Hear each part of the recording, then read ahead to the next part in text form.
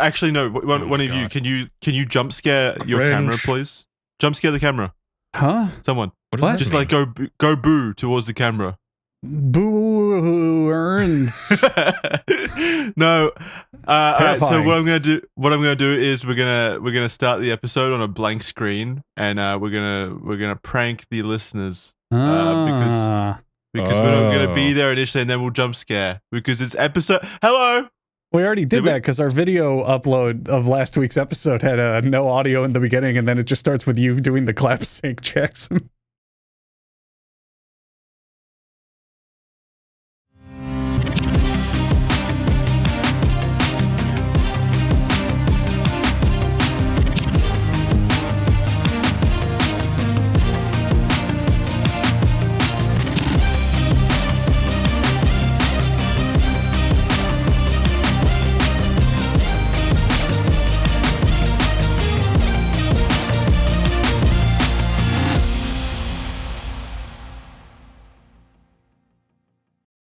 Two jump scares in a row. This week, it's more intentional because, hello, it's the official podcast, episode 404. This is the only time we can do that. Episode 404, episode not found. See?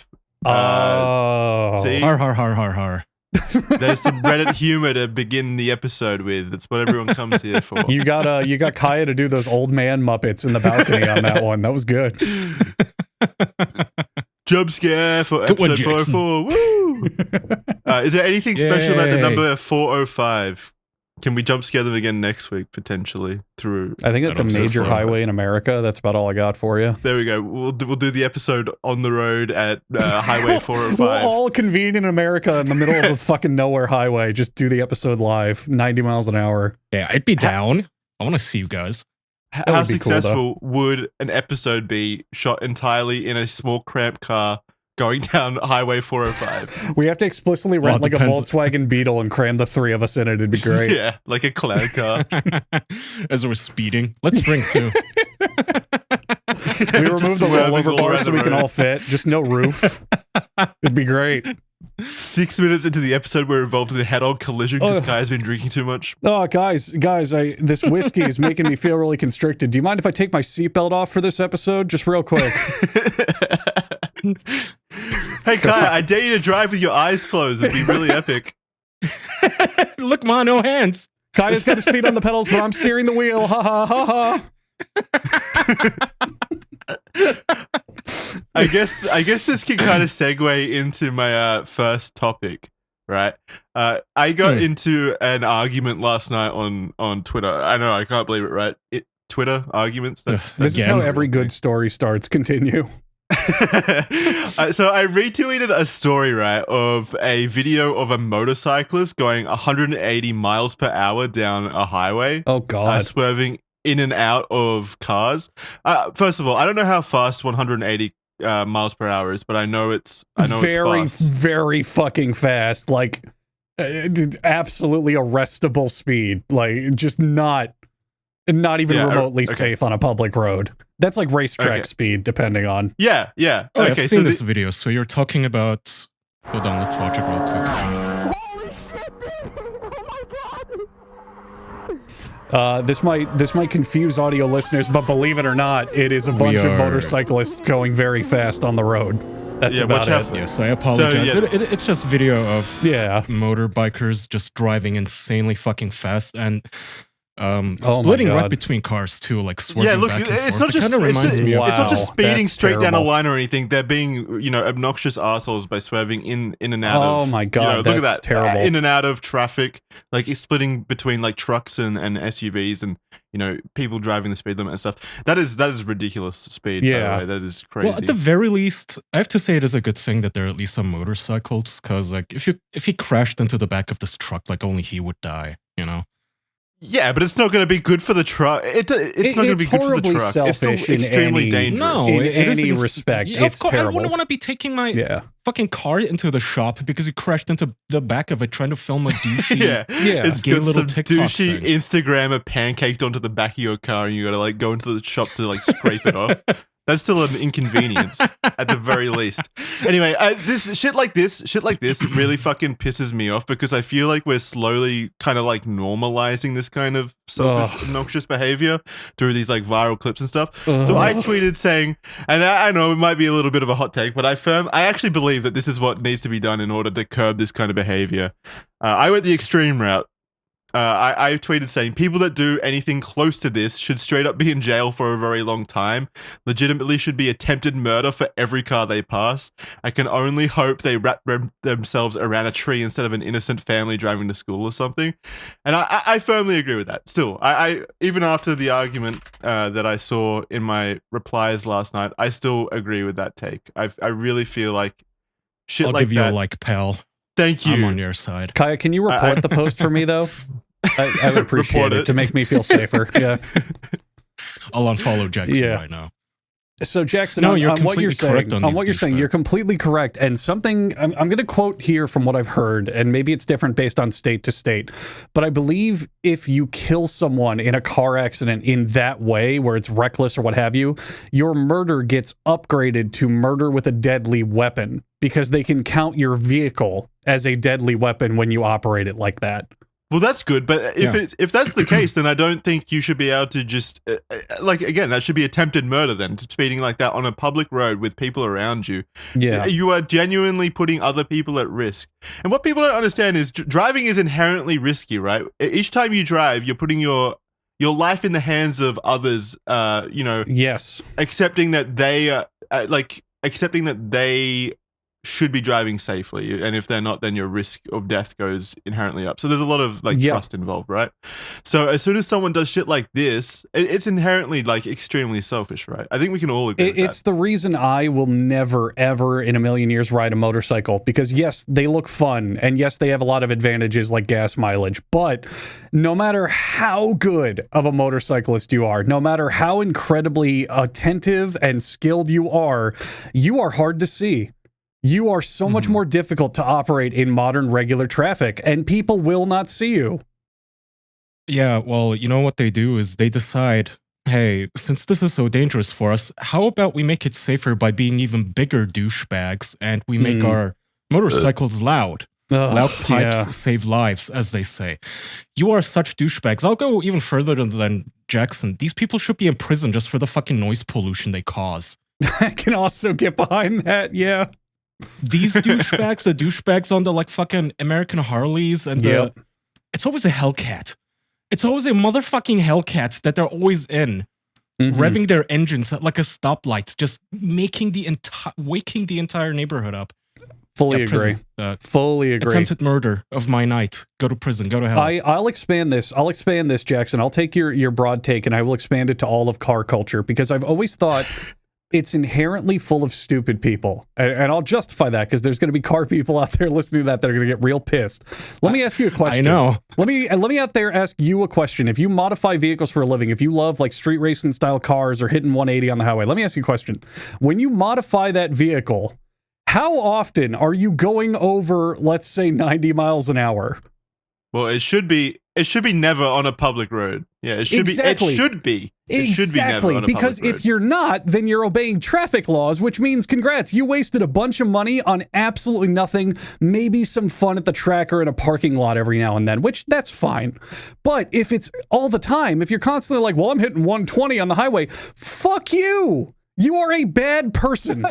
You are an objectively selfish and bad person. You spent a bunch of money to make everyone else ruin the lives of others. At best with noise pollution and obnoxiousness, and at worst by killing people. Fuck you. Straight up. I mean it. I love I love people who like, take passion in cars. I think it's a really cool hobby, like modifying cars and shit like that. And as long as you do that in a responsible way and like just use the car at like a track, which is what the tracks is fucking designed for. That's where you can take any car to a track and rent it out for a day. It's not that expensive. Easy. Yeah. Then it's totally cool. Dude, that's a really cool hobby in my opinion. The way they love their noises. Yeah. Our apartment is across from a parking lot. And on some weekends, these dudes in their cars, some of them are trucks, it's usually always a Hellcat of some sort, they will park right next to each other, like 5 of them. 5 cars parked next to each other. They meet up just for this to rev their engines at 2 a.m. on a fucking Friday night. That's their idea of like a fun night out. And it's like the mating call of the small wiener. There's a Walmart I've seen that I go by every now and then, and I go there at like 2 in the morning because I'm up late doing shit, and people just drive these like pimped out Honda Civics and Toyota Corollas, and they park in the back of the parking lot, and all they do is sit on the hood and then occasionally turn it on and like rev the tires and rev the engine, and that's it, and that's their night. It's so fucking Listen to sad. how that baby purrs. I think it's a leftover, right, from like the 60s when car culture in America was massive and teenagers, all they had to do, like in terms of like activities, was, you know, take their girlfriends out each night in their, you know, souped up Camaro or whatever. Yeah, they're Ford, they're Chevy, they're long body, whatever the fuck, from the 50s, 60s, 70s. Yeah, I totally think you're right. Take their girlfriend up to make out point. Or whatever the fuck it was called. Yeah, but there aren't even any women. Like, I really want to underline this. It's the gayest meetup imaginable, short of meeting up in a bathhouse like Jeffrey Dahmer. They just park 5 guys next to each other. They park, and they don't even like exit their vehicles at any points. They just rev together. I know. They rev together for like 20 minutes and then they drive They're creating a chorus of masculinity, Kaya. You wouldn't understand. It's I want to let you all out there know. The coolest people I've ever seen in my life. If you out there are this, you might just be getting pussy left and right. They're the people who buy a car and the only thing they change on it is the tailpipe.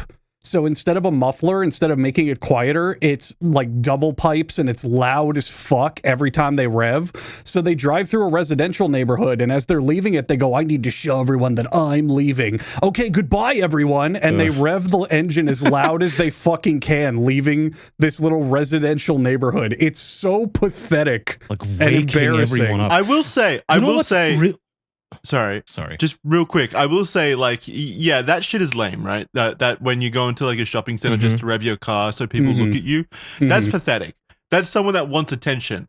What's sexy about this, though, in my opinion, is the real grease monkeys, right? The people like in their garage underneath their car, it's jacked up on a jack, and they've got a wrench in their hand. They're covered in sweat and grease. They've got like a bandana on maybe. And they're working on the car. I do think that that's sexy, honestly. I think that that's a pretty attractive working on your car is totally fine. It's car just culture, like modifying it just to be obnoxious. Yeah, just for attention. Car culture can be very cool. Like if you do drag races at a track, that's cool. If you do a car show and show it off, that's cool. I've been to fucking conventions where there's this regular thing now. I forgot what they're called, but the whole point is to turn cars into anime girls. And make them like super cute and paint anime murals on them and play like kawaii music, and it's cute. It's fun. Wait, what do I search for this? I don't know what it's called. It's got a name. It's a certain culture. Just search like anime waifus, waifu car, something like that. I think they're called waifu cars. Waifu cars. Yeah, I think they're called that. Okay. Don't search up anything like that ever again. For audio listeners, let's describe that for audio listeners. Kaya decided for some reason to pull up hardcore pornography instead. I don't know why he did that. That was a very bold choice for this show. Self. Enable not safe for word filter during the show. regardless, we're getting off topic. Right. The point is, like, that's a cool car culture. Like, there are cool car cultures out there. There are meetups and car shows and trick competitions and races and drag races and motocross and monster truck. All of that is fine. But when you take that to the residential, to the public highways, you are an unlikable douchebag. Yeah, well, that's all there is to it. Because it's pathetic, right? It's inherently like narcissistic and like peacocking, right? It's like, look selfish. at me. It's desperate totally for attention. Selfish. It's desperate for attention, and it doesn't make you look cool because all people can think of when they see you revving your car at night in a fucking, vacant parking lot out in front of Walmart is this guy desperately wants attention. It's sad. People are posting their waifu cars in the chat now. What I was going to tell you guys about, I think I brought this up before, but car companies, because electric cars are apparently too quiet, what car companies are now doing is they're hiring people like Hans Zimmer to create artificial engine sounds that they can play. Oh, Does boy. Hans Zimmer is have the so easiest obnoxious. fucking job? I bet he doesn't even do that. He gets his intern to make the car noise or whatever. I really don't think he's made any music. I don't know if you're joking, but there are it's a very popular rumor in Hollywood and in the industry that Hans Zimmer does very little of his own work and plagiarizes. Yeah, he's just a his brand interns name. a lot. I can absolutely see that being a thing. All right, so very briefly though, to go back to the tweet that started this conversation, right? So the argument was, someone replied, and I'm not shouting him out or anything, so don't go, tweet at this guy or whatever. He replied saying, "The only one he's putting in danger is himself. Maybe try having fun." And this immediately, I was already angry. I was already angry at this point before I read this comment. But this one tipped me over the edge. He's got a really good point, Jackson. To be fair, he's got a really good point. If he's driving that fast and he exits the highway, and there is a pedestrian crossing the street at the highway exit, everyone knows motorcycles have been built to bounce off of pedestrians like a rubber ball, so they'll remain fine and won't get hurt in any way. It's totally true. I love the idea as well, all right, so you're driving down peacefully doing, I don't know what the speed limit is on highways in America, 80 miles per hour? 75, 80-ish is usually what people drive at. Okay, so they're going crazy to be doing way too fast, like unreal. Right. Yeah. So you're doing 70 down the highway, you're obeying the speed limit, you're being a good citizen, right? Next minute, a fucking, a futuristic motorcycle from Star Wars zips past you doing 180 miles per hour. You can't even see it, just blurs past you. Now, it gives you a heart attack, it like makes you swerve a little bit, but at least you'll know that guy was having fun, right? that's fair. That's good enough. When I'm a dad in the future and I'm walking my little daughter to the park, and unfortunately because of American road infrastructure I have to cross some busy streets to get there, when she gets plastered across the pavement by a guy on a crotch rocket, I'm gonna look at him and go, damn, he's having the time of his life. Yeah. Actually stupid people arguing this. Good God. I may have lost my daughter, but at least he was having fun. He did a flip after he hit that ramp. It was so worth it. I wish she was here to see it. So he kind of used this guy went on and had arguments with other people in the chat as well, Kyle. I mean, in my tweet replies as well. I didn't directly engage with him, but he did have arguments that I was kind of reading, and he kind of used your point. He said that, think about it logically: a 400-pound bike versus a 4,000-pound car that can survive hitting a semi truck. You can literally watch. Well, I want to reiterate, that wasn't me defending the motorcyclists. I'm just saying, like, silver lining, at least there is less of a chance of them killing a random passerby. There's less of a chance, but there's an increased amount of risk. Still a chance. It's desperately. I see Kaya's point. It's trying to find some good in a totally undefensible position, I'd say. I still think it inherently increases the risk on the road, right? Oh, for sure. Inherently. For sure. Going that fast, swerving in and out of cars, it doesn't matter if the initial impact of the motorcycle into another car doesn't cause the death of the people inside the car immediately. What could happen, right, is it shocks the person who's driving that car, and then they swerve into oncoming traffic and, get collected by a giant truck. What the fuck am I looking at right now? They're doing math in the comments. Yeah, they're trying to figure justify out this behavior. Yeah, look at this. It's so mass, wild. 500 pounds, acceleration, 80 miles per second, force, 4,000 pounds of force. Yeah, so it's a lot of math. It's a lot of math trying to understand if a car going a certain speed will get crumpled by a bike going a certain speed. I think J is joules, right? Which is energy. I guess. I don't know. This is getting way too scientific. People really love defending their trashy hobbies. Like, generally, when you dunk on a hobby and you say, I'm not really into knitting, normal people go, oh, yeah, fair enough. It's not for you then. But if you ever say anything against people like this, or you say, whenever a story breaks where, a pit bull eats a baby, and you go, well, maybe you shouldn't have had a pit bull in the crib, immediately the comment section is just flooded with these people making all sorts of made up fucking arguments. That sounds sounds smart in their own heads. So here, I'll just immediately disprove this with numbers. I looked up Florida traffic crash fatality rates. In 2022, 631 people died in fatalities with motorcycle accidents, right? Now, 605 of those were the motorcycle driver, but I want these people to listen loud and clear. 26 were other passenger fatalities. The end. Yeah, People have been killed by motorcycles that weren't the motorcyclist. There you go. There it is. Right there. Were they having fun? Yeah. That's the important part. Were they having fun? Yeah, where they did a sick flip before going out. Yeah. Well, then it's all okay. But even just beyond that, all right, let's move past the motorcycle. We constantly see videos online of people speeding in cars as well on the roads. Like, it's become almost a normalized thing, right? Speeding. So it's kind of annoying to me because there's nothing that I don't think there's really anything that triggers me more than people being that selfish on the roads. Like drink driving pisses me off to no end. Speeding, and I'm not talking doing like 5 over, right, or whatever, even though I don't personally do it because I don't really see the point. It's like the people doing like 40 or so over for YouTube videos and Instagram videos and to get attention again and ass pats from people. Nothing annoys me more because it's so narcissistic, right? Yeah, I hate the narcissism of it. It's a selfish culture. There's appeal to it. I see their side. Kai, can we turn that down a little bit?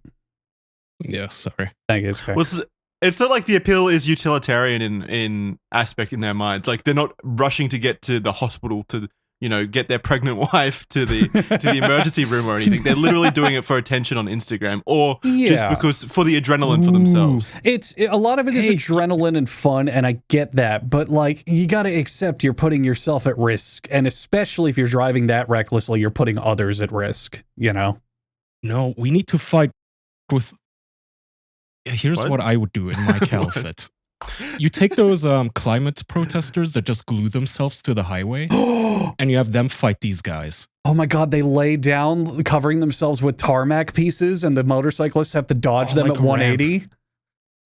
Holy shit, Kaya, you're a genius. Oh my God.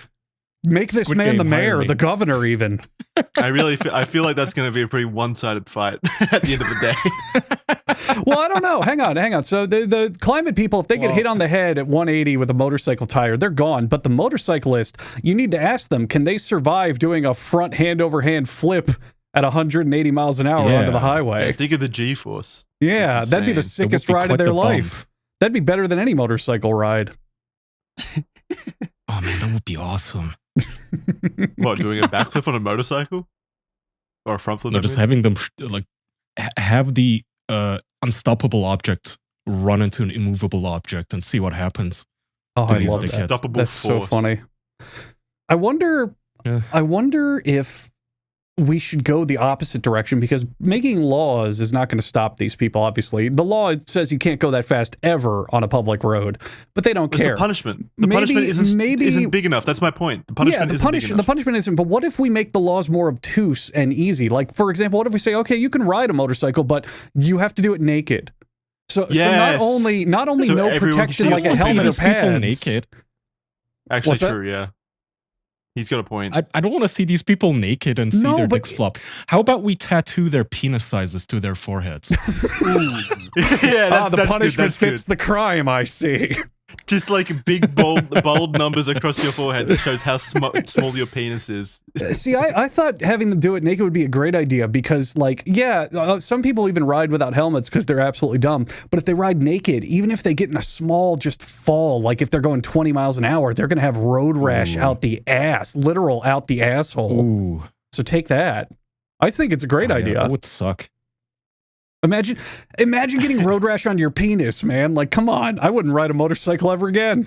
I can't believe there are people out there that genuinely ride motorcycles wearing nothing but, like, shirts and jeans. I know. Like, it's crazy. That is crazy. Let's say you crash the car, the motorcycle or whatever, and you somehow, against all odds, survive still. Now all of your skin is left on the pavement and you're just a walking sack of nerves, basically, because everything is gone. So what's the Goldilocks zone then? Because this is going to be a hot take maybe, but when I see a cyclist with a helmet, I just think dork. I'd be okay being called a dork if it made me safer, man. The problem is motorcyclists are so jacking off about looking cool that they do whatever they can to, like, show off, riding without a helmet, riding at 180, whatever the fuck they got to do. That's the problem.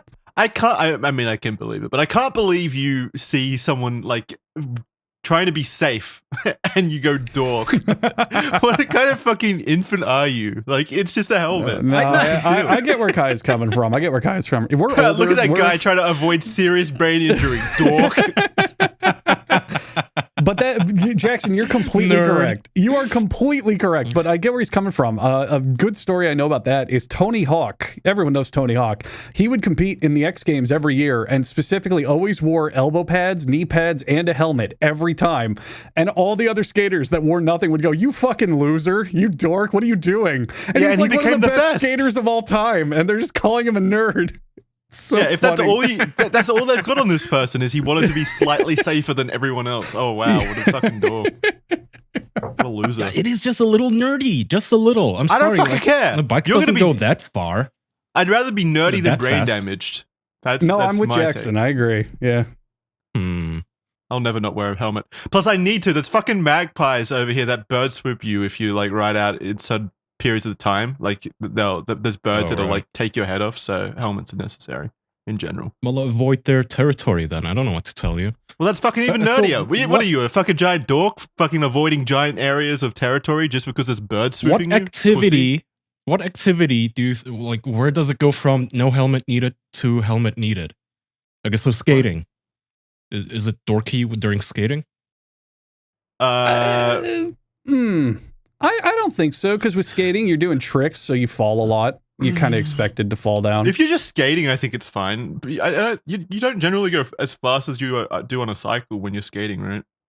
Yeah, that's funny. You don't go Bikes really are fast on a cycle either.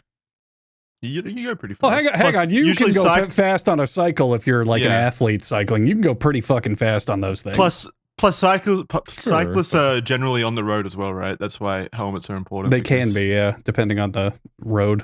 I get you. Okay, that is a fair point. Now, let me ask you this, Kaya. Let me ask you this. So you are far more likely to receive a traumatic head injury in a car accident than a bike accident, right?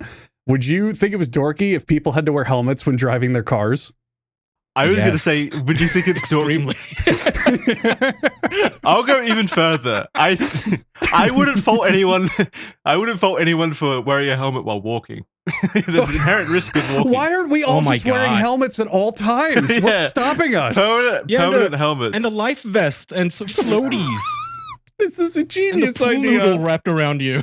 Oh, fuck. I'm going to wear goggles, a little rebreather, some steel-toed boots everywhere I go. This is fucking genius. I'll live forever. I see keeper suit. Yeah, I see your point. I'll wear an astronaut suit. It's completely compressed and air's locked. I'll never have to breathe air again. One of those safety bubbles, the safety bubbles where you're secluded from the outside world when you're sitting inside it. I will agree with you, Kaya, though. If I saw someone wearing a helmet while walking, you would obviously think that there's something not right with them. Yeah, maybe not like a retard helmet. Well, yeah. I wouldn't think they're dorky. I would think that they're actually just mentally not there. Let's say. But I don't think that when I see a cyclist. So there is a difference, a big difference. There's a line. Cyclists get a lot of hate in the US. I know. It's one part of the culture I've never really adopted or really cared to look into. Yeah, I'm not sure why. Shut up about that. Shut up, dork. Shut up. Wait. Just a real quick word from the sponsors of this episode. Now, I heard a rumor that some of you in our audience may be watching porn, and even more disappointingly, anime. Now, you're thinking, it's okay, Kaya, I'm gonna use incognito mode. My parents will never disown me for my very cringe anime playlist. And you might be right, your mom may never find out, perhaps, but Google will. Your ISP will. Unless you use ExpressVPN. With ExpressVPN, you're using an intermediary server, which is encrypted and gives you an IP that you share with tens of thousands of other people. It is easy to install, okay? You don't have to do a lot of work. You download it, you install, you hit the button. It works on all of your devices. You can put the thing on your Steam Deck if you want. It doesn't matter. Put it on your phone, everywhere. It is rated #1 by top tech reviewers from CNET and The Verge, apparently, but who cares about them, guys? I mean, you have my endorsement, right? I use ExpressVPN to watch movies on the internet. I do nothing without a VPN. I've been actually introducing my wife to the Alien franchise. We're having a lot of fun. But I rest assured that I'm not going to get a letter from the ISP calling me a bad boy. And you can too. Stay safe on the internet and watch movies and play games and enjoy whatever other content you may. If you go to expressvpn.com/official, that's expressvpn.com/official. expressvpn.com/official for 3 free months off of their yearly plan. expressvpn.com/official. Don't make us cringe. Fitbod time! Exercise, getting bigger, stronger, faster, maybe even smarter? Well, probably, because Fitbod is the way that you could be smarter about your fitness routine. It is an app that's going to personalize their workout routines for you based on your goals, fitness level, and available equipment. They're going to adapt to your growth and make sure that your muscle recovery is tracked. So that way you're not burning yourself out too hard. You can keep up the momentum and just look in the mirror and flex and say, this feels good. I'm not in pain. I'm not trying too hard. I'm hitting that good zone. Fitbod is fine-tuned by experienced certified professional trainers, and they've got over 1,000 demonstration videos to help you exercise. I hit the gym, I think like 3-4 times a week now. I changed my schedule, but I still use Fitbod. That's the biggest important part, because Fitbod lets you swap in exercises as you feel like doing them and change your routine on the fly. Don't bother with personal trainers. We live in the digital information age. You can get all this stuff on the internet, and Fitbod is my personal recommended way to do it. Lock in and stay focused. Join Fitbod today to get your personalized workout plan. Get 25% off your Get 25% off your subscription, or try the app for free for 7 days at fitbod.me/official. And the fitness doctor is going to order that you go to fitbod.me/official to get 25% off your prescription. There, I brought it back. I made it all work. Fitbod.me/official. It's a great app. Tons of great resources to it. Get out there, get active, stop sitting around. Hell, listen to this podcast while you do it. You can do both. I believe in you and I love you. Fitbod.me/official. Thanks. I love sleep. It makes me feel oh so good inside, and what's even better is when I get to have that sleep on a comfortable ass mattress. There's no more comfortable mattress than a Helix Sleep mattress. These bad boys are delivered straight to your door, and they're customized to your every want and desire. What's even cooler about Helix Sleep is you can take the Helix Sleep quiz, so the engineers over at the Helix Sleep manufacturing warehouse know exactly what kind of body they're working with, meaning that the mattress you get is tailor-made for the frame you've got. I've slept on Helix mattresses before, and I've loved every second of it. I truly did wake up feeling so refreshed, and that was without it even being customized for me. It was Andrew's mattress, actually. It was a magical night filled with cuddling, spooning, and incredible dreams, all delivered to us by the fine folks at Helix Sleep. Oh yes, they've got models with memory foam layers, enhanced cooling features, hybrid designs that have individually wrapped steel coils with premium foam layers on top. They've truly got so many different high-tech features crammed into them that it'll leave you saying me at night when you go to sleep, which is really what you want from your mattress, right? So grab your Helix Sleep mattress today. They're offering 25% off all mattress orders and 2 free pillows for you guys, which makes the deal even better. Go to helixsleep.com/official. Again, that's helixsleep.com/official. It's their best offer yet, and it won't last long, so get in now. With Helix Sleep, better sleep starts now. Do me a solid and check them out. And now, back to the show. All right, back in. Right. What were you saying? I don't even let's just remember move on. now. What, you fucking, it broke your brain so hard to get interrupted like that? Yes. You were talking about cycling culture in America. Well, cycling culture, I think they get a lot of the hate because they upload videos of themselves being extremely obnoxious. Like, they will upload a video of themselves just never stopping and yelling at pedestrians and like yelling at car drivers. And I think that's partially why they get all the hate. Otherwise, I don't know. It's the obnoxious behavior of like self-entitlement, right? Like, I see videos of cyclists like thinking that they have right of way for every single situation on the road. Like, they're the center of the road basically, and all the other cars are just a distraction. Not a distraction. I think it's a push and pull. I think it's a little of both. On one hand, America is definitely a car culture. It's all about cars. Every transport, every city is laid out for it. It's cars. Fuck public transport, fuck walkable things. It's about cars. So on one hand, you have cyclists kind of jamming themselves into an infrastructure not made for it. Like, oh, there's no bike lane, but if I ride on the side of this highway, I have the right of way. It's like, that's unfortunately not how it works. But on the other hand, there is definitely a problem with our infrastructure in that respect for biking, which is definitely a viable alternative. Something I love. I forgot where Go ahead. Sorry. It's okay. Go ahead. No, finish your point. So something I found a long while ago. I don't remember where I saw it. There was a guy, and his whole point is to get intersections more bike friendly that are trying to be bike friendly but really aren't. And what he would do is he would ride around major cities in the bike lane. So there's a designated bike lane, and anytime there was a car parked in it, whether to like load stuff up or do whatever, he would just slam into it on purpose on his bike and it'd be like, what the fuck, you're in the bike lane, that's illegal. And like, I don't know, I think that's kind of cool. I like that that's a way to get that out. I think that's cool. I think that's dorky as fuck. I think that guy is It is dorky. Well, it is a way of like, you are in the right, but you're being such an obnoxious dork about it. I cannot root for you at all.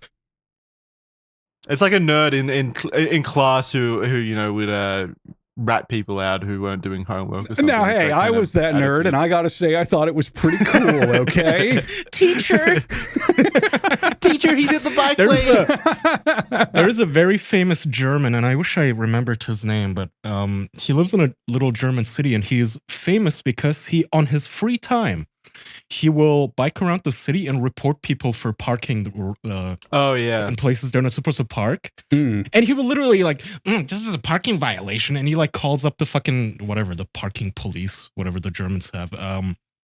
But he does it for fun. Like as a hobby, he just reports people.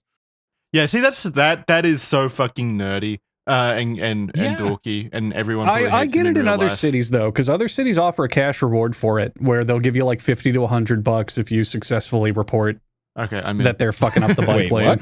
Yeah, I mean I think it's a fine job. I don't know. Could be a parking headhunter, a bounty hunter. I see it as it's a bit much in a lot of cases, but I would rather we work towards getting bike lanes and public transport like that than just not, at all. Yeah, I think the city's infrastructure, right? Modern day city infrastructure is, well, not modern day, but definitely like when infrastructure was first modernized, is definitely catered far much towards cars. Right? Yeah, and in the West for sure. Oh, well, everything. I mean, there is a reason that in the US, like 16-year-olds get to drive.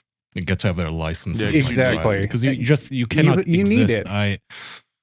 You need it. You need it for everything. And it is so funny too, because everything in America has to be big, and cars too. And my wife and I, we were actually looking for a new car at a dealership. And the guy was telling us about, what was it, a Toyota Highlander? Anyway, we were looking at it, and it was a big car. And he said, yeah, we don't sell these anymore, though. We sell the Toyota Grand Highlander now. I said, okay. They supersized it. All right, whatever, just show me. And he said, well, people buy these, but they don't really like them because they don't fit into the garage. They make the back of it so fucking long that people can apparently no longer close the garage door on it. And the dealership had all of them on do not sell stickers on it. And I asked, well, how come? He said, well, there's a recall on these. And I asked, what for? Well, the airbags don't work. It's like, great.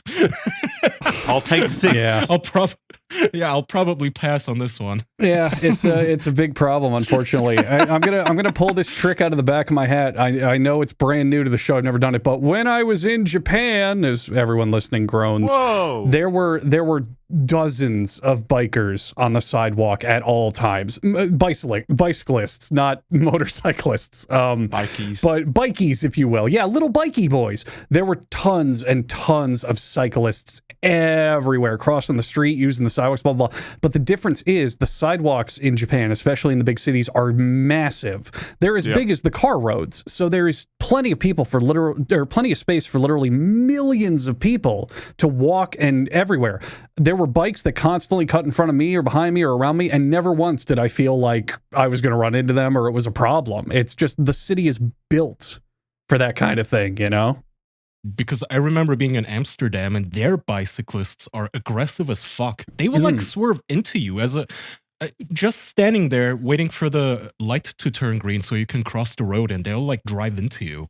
Wow. And give you like, they will mean mug you too, which I don't know why Amsterdamians just fucking hate tourists so much. I guess they cause a lot of trouble. Probably because they have so many every year. It's a very, very popular place. Tourist town.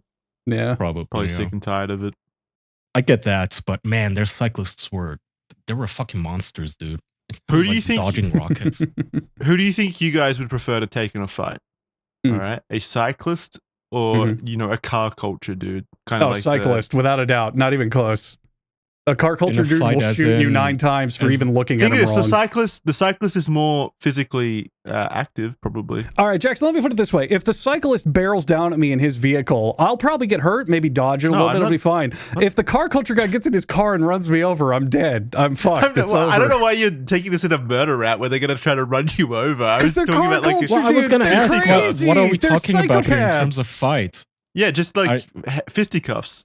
Oh, okay. Wrestling around in the mud, tussling. Kissing a little bit and wondering if it was okay. Yeah. With that very handsome... Turkish wrestling them, yeah. With the greasy mechanic next door. The good old Australian soccer. I don't know. I don't really know enough car people or bike people to... I don't know about their physics. Not to stereotype. But I feel like a lot of the the car culture dudes are probably like, big beer drinking kind of dudes who might, I don't know, but they probably know how to fight more than cyclists. Well, think about it. If you're a bike person, you are probably generally into fitness. Yeah, like you're probably lean and mean. Whereas you can have like a beer belly and be a couch potato and still be really into cars. Yeah, but those are like sleeper builds, right? Usually the big beer belly kind of dudes. That's it. Every time I see a morbidly obese person in America, I think that's their sleeper build. They're just waiting to get in the gym. I don't mean the morbidly obese one. I mean like the guy the guy next door with a beer belly, basically. Like he probably works the trades. He'd probably knock you out in one swing. You could see someone who's like 400, 500, 600 pounds get into their giant SUV, their Toyota Grand Highlander, with no problem. I would pay money to see him get on a bike. It's not going to happen. Yeah, what's your point? That the car culture people might be in that wheel camp of just not healthy. Like the chance of me fighting someone who just can't even fight if they drive a car might be a lot higher. Yeah. Man, I don't know. I feel like probably the more likely. I don't think it's going to be like a morbidly obese dude that's into car culture either. I really don't. I think it's more going to be like just beer belly dude, big strong guy who's been working in the trades, basically like a builder or something. Who's just he's just chill. He drinks beer every I'm night, getting so hard too, Jackson. Keep going. So I don't know. I don't know. It's like fit guy or sleeper build. Those are your options. Really. What is a sleeper build? Sleeper build means like someone that you wouldn't like immediately identify as someone who would be capable of taking you out in one hit, but he wouldn't. I think cars are so ubiquitous, especially in America, that you'll just find anyone. Like my chances of fighting someone like that are equally likely that I fight a dumb 16-year-old girl, So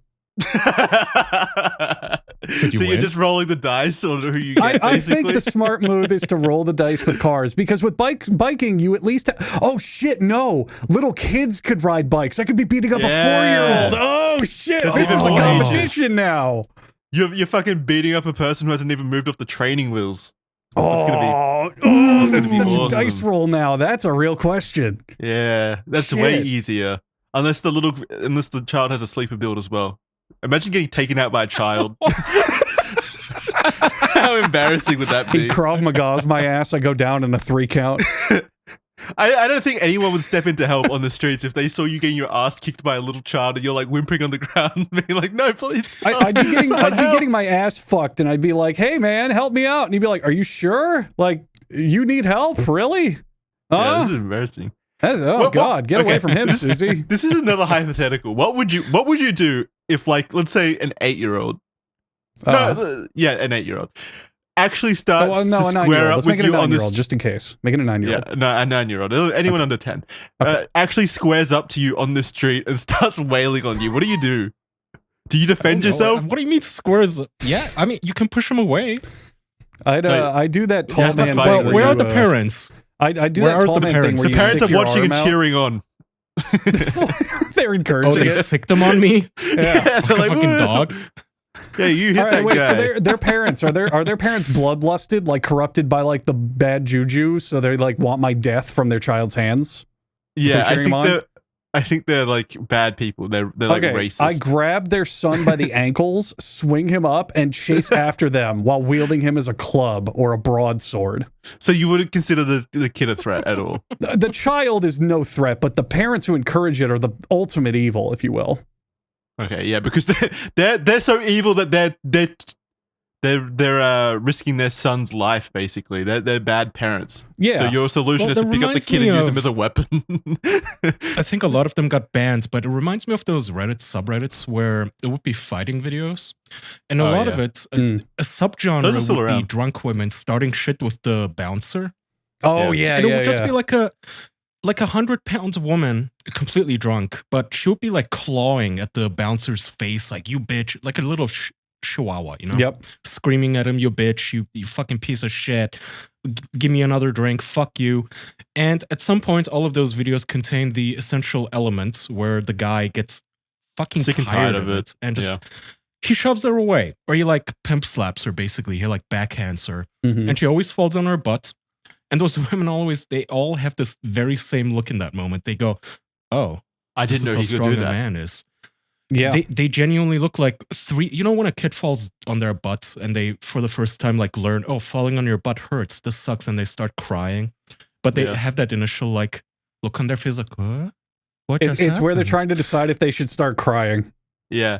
Now imagine that's what happens to you when the kid first punches you and you get put on the ground by a 6-year-old. He's got the one punch force in him. I just go flying into the wall. There's a big outline of me in it.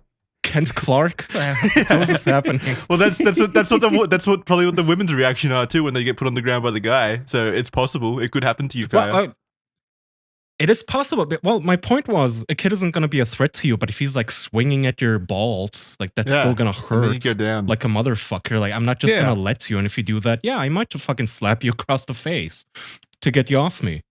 Oh. That's disgusting. I do that tall man stiff arm where you stick an arm straight out, put it on the top of their head, and their arms can't reach you. I would just do that. Give them a wedgie. Yeah, steal their lunch money. Indian burn. I can't believe you guys would hit children. This is disgusting. Oh, Jackson, shut the I know. fuck up. I can see the Reddit posts coming. Kaya said he would abuse kids. If you have a 9-year-old or a 10-year-old, which is not like a small, weak baby kid, that's like a mobile, active kid, punching you in your testicles, you're going to do something. Come on now. I'm an adult. I would use rationality in my words. Oh, my balls Andrew. are in excruciating pain, but maybe I can rationalize and diplomacy my way out of this. Come on, man. Come on. I'd be like, son, balls hurt. Son, my testicles are in pain. If you could please stop, I'd really appreciate it. He's hitting them like a boxing bag. He's just doing that thing. You're like Sherlock Holmes where the world slows down. You're like, my testicles in pain. What do I do? Reason with him? Logic? Yes. That's a sound explanation. It's like a Life is Strange game. The button prompts appear in my head. A, punch kid. B, rationalize. C, run away. Yes, no, maybe. Tell me more of that kid as hard as you can. Jackson would not survive the apocalypse. What the fuck is the apocalypse? Like ruined? It's ruled by children. Kindergartners running around. Children of the corn. Yeah, I don't know. Sometimes you gotta put people in their place. Yeah, but it's. I would be terrified of like. Okay, so say the kid hits you in your testicles, your weakest point. He's found your Death Star vent, which blows up the Death Star in a new. Well, I moved my weakness to my liver in case of scenarios like that. But continue. I'll pretend I didn't. You moved your testicles up to your liver? No, my weak point. Impressive. My weak point. You punch me in the testicles, I feel nothing. You hit me in the liver, I go down like a sack of potatoes. It's a great technique. Oh, actually, this is a side tangent on a side tangent. But would you consider it dorky for a person? We've already accepted that walking around with a helmet is dorky.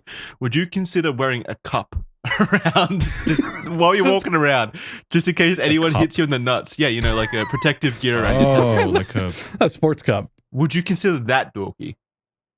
How would anyone ever know? I mean, yeah, I wouldn't really be seeing it. Because if you're the type of person to wear a cup in public, you're never going to get laid anyway, so no one will ever see the cup. You have to wear it on the outside as like on the outside? a detriment, so people know not to hit you there. On the fucking outside? On my wear my underwear out there too? Just show it all? Yeah, you look like a fucking medieval knight. I would think you're a formidable dork. Like, you are a dork, but also, how am I going to fight you now? You're basically invincible. He's invincible. My secret technique. I'm going to have to go for the eyes. It's like the modern medieval knight, but only around the genitals. Yeah, pitch that to the woman you woo at the bar next time, Jackson. She'll love it. Let me take my genital cup off. Baby, I want you to kick me there as hard as you can. I'm not going to feel a thing. But if I don't feel it, you go out with me. That's pretty impressive. If I was told to kick someone in the nuts as hard as I could, and I did it, and they were unfazed, I'd be impressed. That'd be very impressive. I'd be weirded out. Like, what's going on here? There's a monk. I don't remember where he's from, but that joke I was making earlier about moving weak points, he actually did that with his balls. Where he has volunteers kick him in the crotch as hard as they can, and he just doesn't even flinch. He doesn't give a shit. I really don't buy that shit. I've seen the video you're talking about. If you're talking about a specific right now. Video, it's I'm trying to. I really don't. I think they're edited or something. He's wearing a cup. Well, or he moved his weak point to his liver, like I said before. Thing. There's no point. There's no way that you can get hit in the testicles and feel nothing from it. No amount of mental mind space. Fuckery. Fine. Sorry, but. Cock and ball torture is a thing, Jackson. Like, I would but they enjoy the pain. Punch That's the something thing. They enough enjoy the times. Pain. Yeah, but if if it's already shriveled and retracted into your body, you could kick it. Jackson, have you seen Thai kickboxers where their forearms and shins are like hard, like fucking rocks? They get that by just hitting them against tree stumps, and it's like, yeah, it hurts at first, but eventually it doesn't hurt as much. Same idea. I just don't see how it can be done with testicles. I don't want to pull it up, but isn't there a famous video called the Pain Olympics? No, don't put that on, please. Their own balls. Yeah, isn't that different? Isn't that like actual gore and shit? Like he puts. Yeah. Is that the one where he puts like a glass, what do you call it? A glass mug or whatever up his ass? No, that's one man, one jar. That's Jar Man. Pain Olympics is when he's high on like some horrible drug where he's just not existent, and he like cuts his dick off and shit. Oh fuck! No, why? I don't know. People are cool. He like sticks needles in his balls, doesn't he? Yeah, I think so. It goes pretty hard. Yeah. Pointers. Anyway. Good for him. He's living his best life. Good for him. What were we talking about before? Who cares at this point? Fighting 9-year-olds. How did we get here? Yeah. I can't remember. Is there a point to all this? Do you want to change topics? Sure. Yeah. We could talk about how Disney is still fucking demonic.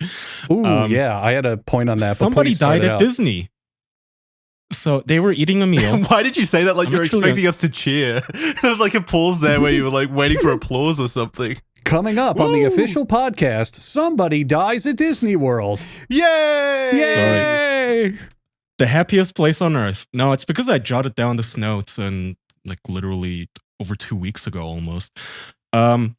So somebody dies at Disney after they ate a meal, and I'm not really remembering if it was a woman or the man. I think it was the woman, and I'm pretty sure she was like allergic to whatever she was served. Yes, and she asked, hey, is there anything in this meal that I'm allergic against? I'm allergic against blah, blah, blah. And they told her no, but they were wrong, and she ate the meal, or he, I don't know which one, and died. So Disney now is embroiled in a lawsuit with this person's widow/widower, whichever it is. Mm-hmm. And they argued because the woman had a Disney Plus subscription, she had technically agreed to the terms of service, which state that you may not sue Disney for any reason at all, ever, under any circumstances, on planet Earth and the rest of the galaxy. All right, fucking real. Let me read this. Let me read this directly from this article. Disney filed court documents in May claiming that the case, right, the lawsuit should be dismissed and resolved by individual arbitration because of the terms the woman agreed to No, sorry, the man agreed to, the husband agreed to when he signed up for a free trial of streaming service Disney Plus. The filing also said he accepted the same terms when he used the Walt Disney Parks website to buy tickets. Lawyers for the company said that users have to select checkboxes that hyperlink to the terms of use as well as another. Surely there's no terms in there that say you can die at our parks and then you can't sue us. There's a fucking South Park episode that explicitly predicts this exact thing happening. So the South Park episode, many of you out there are probably familiar with it. Kyle buys a new iPad. And in the terms and conditions, which is, of course, 560 pages long, it says that they can turn him into a human centipede. And so for the rest of the episode, they just experiment on him. And the joke is that they eventually finally sit down and read the terms and conditions, which no one ever does. And it explicitly says in them, oh, we can turn you into human centipede, whatever you want. And that's supposed to be a joke. It's supposed to be a commentary on all of this legalese that we get thrown with every day with all these apps and products and all this shit. And now Disney is doing that exact thing where they're using the terms and conditions to do whatever the fuck they want. It's unreal. They are so evil. And by the way, Jackson. But wait. By the way, this is a $50,000 lawsuit as well. This is nothing to Disney. To Disney, they should settle for twice that amount out of court and just move on. Jesus Christ! Isn't Disney the company that like forced the family to take Spider-Man off of their dead son's gravestone? Like this company doesn't That is so evil. How is the most evil company in the world the one that is like advertised on spreading happiness, right? The most magical place on earth. That kind of it's so obnoxious. So it's the Disney. I mean, you see it a lot when you live here in Florida, and Disney World's just right down the fucking street. But there's Disney hypnotism, man. Disney life is a thing. People who dedicate their entire existence to just being a part of that machine. Disney it's adults. Fucking sad. Disney adults. Yeah. Whatever happened to the Disney Village? Weren't they planning on having an actual neighborhood where you could buy a house and live in Disney? Yeah, we talked about that years ago. I don't know what happened with it. I really feel like a place like that is probably full of like registered sex offenders. It has to be like every single neighbor is on the registry, surely. You can request on your form if you want to live next to children instead of being regaled away from them, and it's checked just every time on every form. Chat said they waived this, by the way.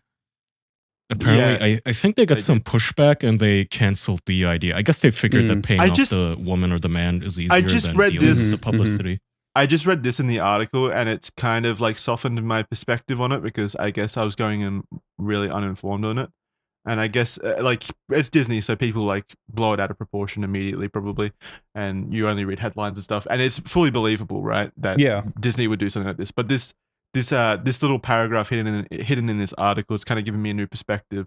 It says, a spokesperson for Disney told NBC News, quote, "We are deeply saddened by the family's loss and understanding their grief. Given that this restaurant is neither owned nor operated by Disney, we are merely defending ourselves against the plaintiff's attorney's attempt to include us in their lawsuit against the restaurant." So if it's not a Disney-affiliated restaurant, then... Is it on Disney grounds? It's probably like on Disney ground, but owned by a different... well, okay, then you're responsible for it. You have consented to having these people operate in your name. What do you mean, how? Well, I don't know what the restaurant was. You're the big boss? Let's say there's a Starbucks. It would depend on the Starbucks on Disney grounds. Then is it Starbucks' responsibility or is it Disney's? Both. It can be. Well, if you let them there, look, if I let you into my house and you murder somebody and I go like, yes, nice, thumbs up, I should be culpable. Well, they're not thumbsing up to death. They're just... I don't know. I don't know how I feel about it. Why was there no oversight? Didn't you have any standards for this restaurant? Like, why did you put nuts in this fucking allergic lady's food? Well, I don't know. I don't know if Disney did anything malicious there. Yeah. So, Kaya, I'm going to need you for continuing this point. I sent you a link. Don't play it yet. It's relevant to all this. I need you to grit your teeth and bear it. Where? In DM on Discord. If you want to grab that. So grit your teeth and bear it, but it is very relevant to this. It has to do with Deadpool. Now, I know. I just hear me out. Hear me out. This happened recently. Okay, I see. Okay, so don't play it yet. So a little buffer here, little build up. There is a new show at Disney Very related to all of this. And the whole joke is it's Deadpool telling bedtime stories. And he does his typical Deadpool thing. I've checked out a couple just to see what it's like. He walks in, he does like occasional references, goes like, haha, I say a silly thing, blah, blah, blah, blah, blah. Disney reference, Marvel reference, Disney reference, blah, blah, and bye. They update the script, though, to be a bit topical based on what's happening. And Kaya, if you want to play the clip, we can have the audio for the show, too. I'm actually kind of shocked that they added this joke and allowed it to happen. It surprised me. So it's a mascot like impersonator at Disney World? It's two of the character actors doing a show as Wolverine and Deadpool telling jokes to an audience. All right, let's see. And headed to the big battle. Cinderpool was late because he had to read every single page in the terms and conditions when he signed up for Disney Plus.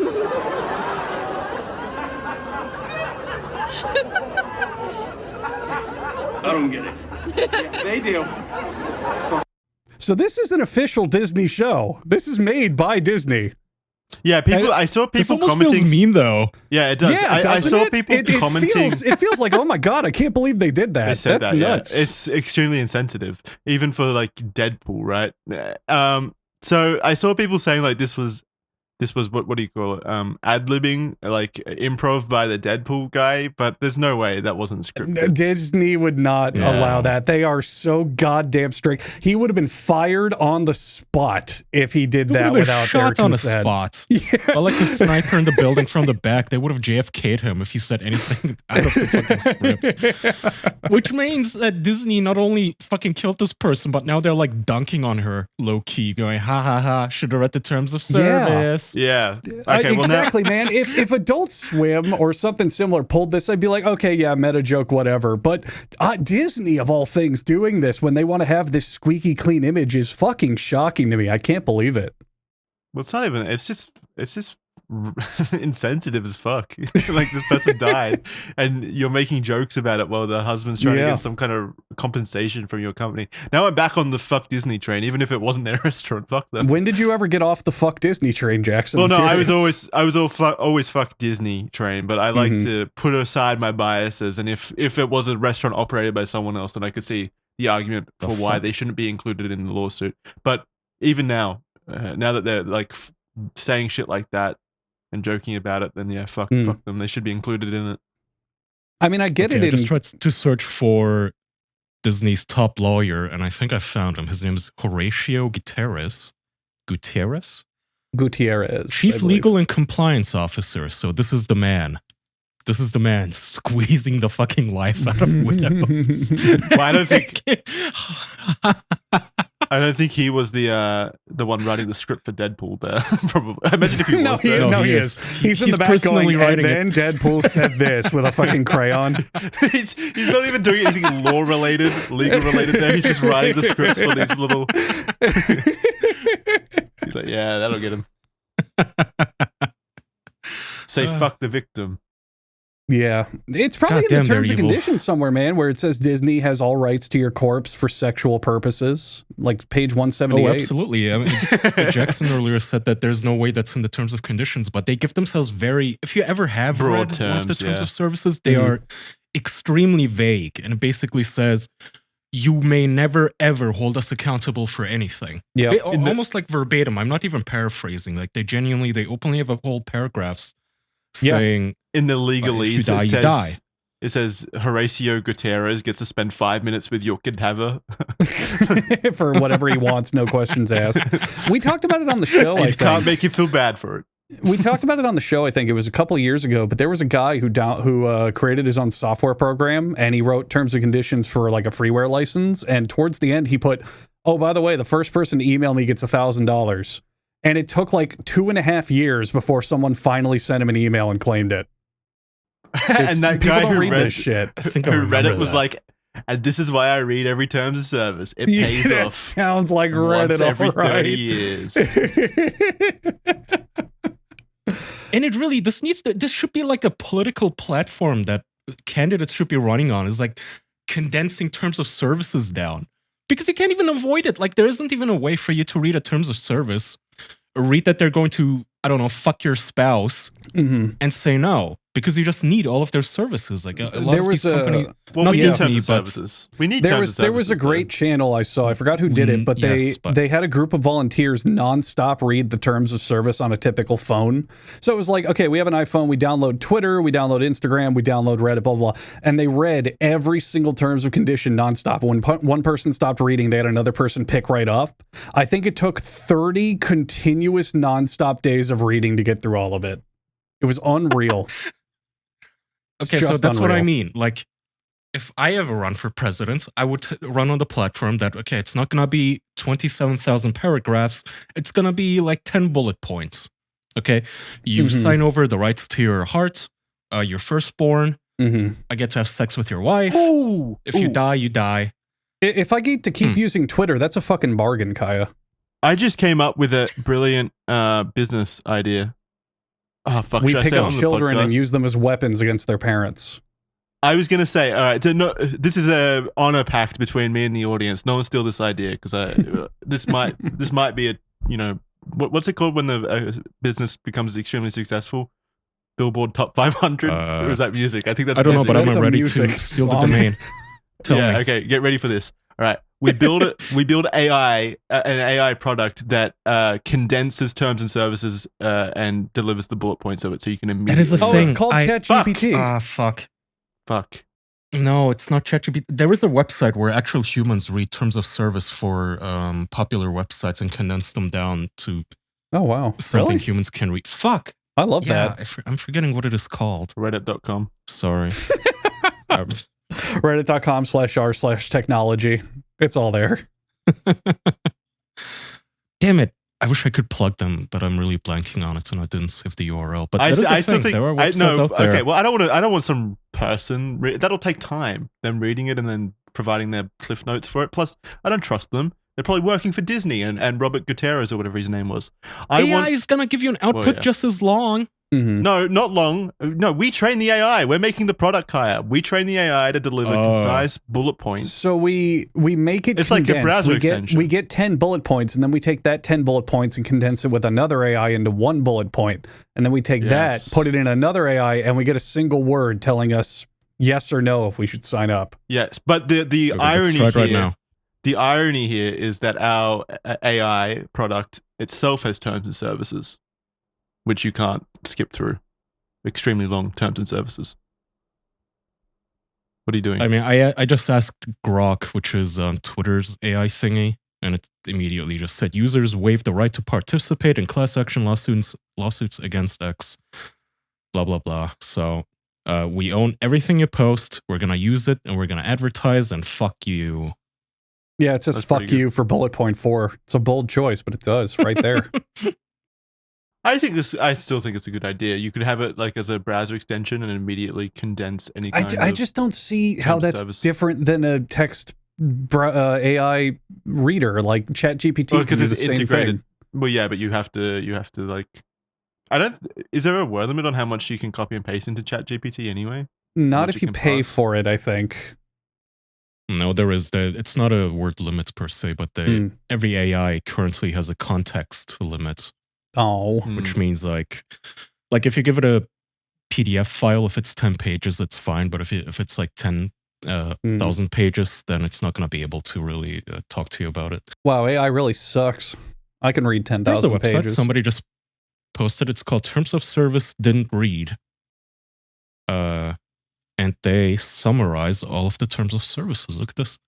Your identity is used. This is for Facebook. Your identity is used in ads that are shown to other users. Deleted content isn't really deleted. Holy shit. Go the service Facebook. Can view your browser history. Awesome.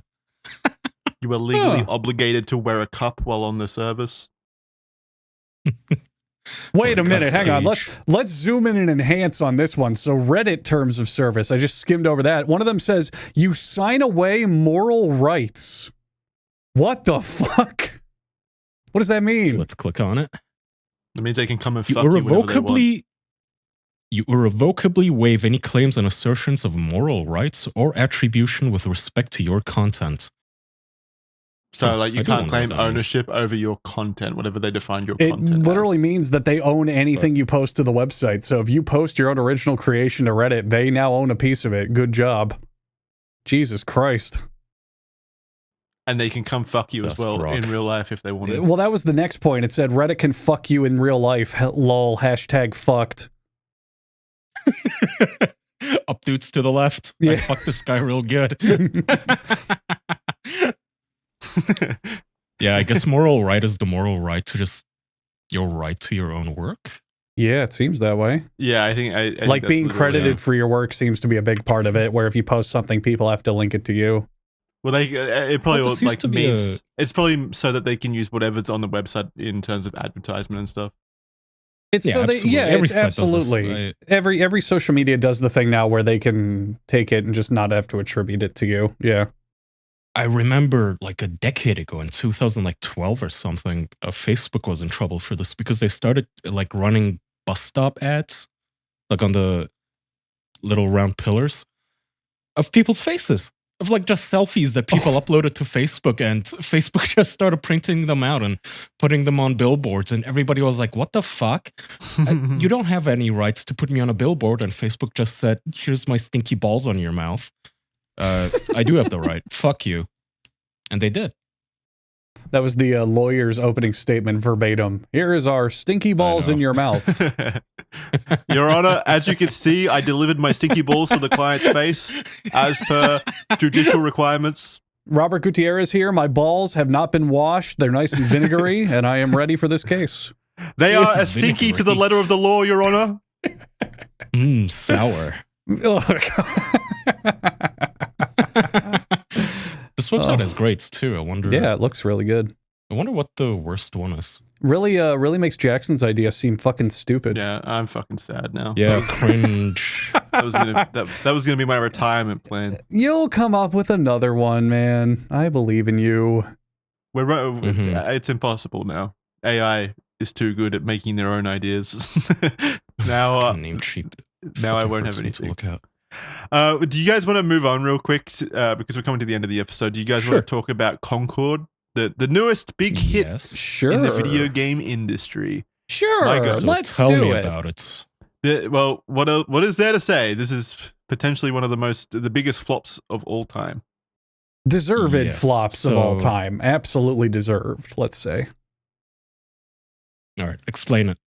Okay, so Concord is a brand new game from a studio called Firewalk Studios, which is a brand new studio in of itself, but it has existed for a long time. I think 6 years or maybe 8 years without putting out a game, which is like crazy. They must have had like some serious funding. We know one of the funding partners is Sony because Sony was so impressed by Concord, I think a year or two ago, maybe a year ago, that they outright bought Firewalk Studios for like $200 million. Actually, how much did they pay for that? Sony buys Firewalk Studios. I remember at the time thinking that this was like super weird and this game must be extremely good for Sony to outright buy this studio that has never developed a game, like released a game yet. They were that confident in what they had seen that they outright bought it for a massive amount of money. So this is all to say Concord has been developed for a long time, 8 years. Received a bunch of funding and industry confidence from, big players like Sony, investing a lot of money into it. And it released in early access, closed beta, and immediately signs were bad when it failed to reach even over, I think it like hit 2,500 players. So alongside what you're saying, to compound what you're saying, they gave previews on YouTube of the cast of characters, like like how Overwatch does, like, hey, look at this hero, look at Mercy and Tracer and what the fuck ever. And Concord did the same thing. Here's this guy and that guy, whatever. And every single one of them unanimously comments were like, these are the ugliest characters I've ever seen. Nothing about this looks fun. This art design is terrible. Whoever made this character should be fired. It was mostly to do with the art design, definitely. Well, art design, really bad. Yeah, really bad choice. I think the environments look fine. It's definitely the character design. The characters are very annoying to look at. They are just bland and generic at best and annoying at worst. Yeah, I can tell this is such Marvel slop. It's like Guardians of the Galaxy. Exactly. It's like a guy who lived in a cave and found the Avengers DVD in it one day, watched it, and said, "I could do this." Like, look at that. There's a woman on screen right now who has 2 afros and the glasses that make no goddamn sense. And boy, and what's funny is I would say that one's probably like the most interesting visually. All the rest are even worse. I know. Oh, one of my favorite. So bad. One of my favorite things I saw, so the character you have right now, I don't remember his name, but there's a fat character in the game. He's very large. How and dare he's you. very it's relevant. So he's large, and the whole point is, other than that, he's extremely generic. Oh, goggles and a coat and who cares, whatever. And the comments for that, a lot of what these games try to do, especially like Overwatch, is, oh, you can pick a character you relate to. Here's the shy one. Here's the spunky one. Here's the silent, serious one, blah, blah. All the comments I saw on that guy, the large character, it said, I'm fat and I don't want this. I'm a large person and I don't like this character. Over and over and over. It was the funniest goddamn thing. They just can't win. They put a fat person in and even the fat people don't like it. They don't. It looks really bad. And so from what I know, correct me along the... So it released as we go, by the publicly way, but- now, Kaya. It released publicly now. Yes. For a full $40, by the way. And to give some background on the game itself, it's a hero shooter, which, you know, it's Overwatch. It was popular Overwatch, eight years Team ago Fortress when they 2, began all that shit. Yeah. when they began developing it 8 years ago. It probably would have been a hit if it released back then. But now, you know, hero shooters are dead. Whatever. People don't like hero shooters that much now. On top of that, though, all the other hero shooters in the genre, and it's got a lot of competition now, all the others are free to play. This game released for $40. Like, you can't play it unless you pay $40. Let's shit on them even harder, Jackson. Not only are they all free to play, but Marvel, is it Legends, the Marvel hero shooter that just came out? Rivals. Marvel Rivals announced recently, almost right when this game came out, that all of their characters are forever going to be free, and they're only charging for skins. Just final nail in the coffin for this ever being a thing. That's the only business model that works for these multiplayer games, because as you'll see, this game released for $40. It peaked at like 300 players, man. Ugh. Yeah, so Lord of somebody the was sharing a Rings- screenshot of it. It has 186 players in game, which apparently pissed off one of the developers. Let me read this real quick. So while you're pulling that up, the Lord of the Rings Gollum game, which was said to be one of the biggest disasters ever of all time, ever, had a higher all-time player count than Concord did. And for like, they've spent much less on that Gollum game. Oh probably yeah, much and less that's got the Lord of the Rings behind it, and it's like a Lord of the Rings game not reaching more than 1,000 players is utterly embarrassing and horrible, and yet it still had more than this piece of shit. Yeah, so the all-time peak for Concord was 700. So 700 players paid 40 for, and probably not even that, honestly, because you got to count in like developers, families, reviewers, and stuff. So it's probably more like 500 people, maybe at the most, that actually bought this game on Steam. I think this is the biggest flop in the industry. A figure I will forever bring up, Team Fortress 2 is nearly 20 years old. Might be more. I think it's almost 20 years old this day and age. If you factor out the bots, which recently they just removed them, it still has a regular player count of 50,000 people. And this game couldn't even dent that, even come close to it. It's a fun game, yeah. So to add insult to injury, wait. To add insult to injury, let's do some like napkin math here. 500 copies. Let's actually be generous and say 697, because that's what we know for sure.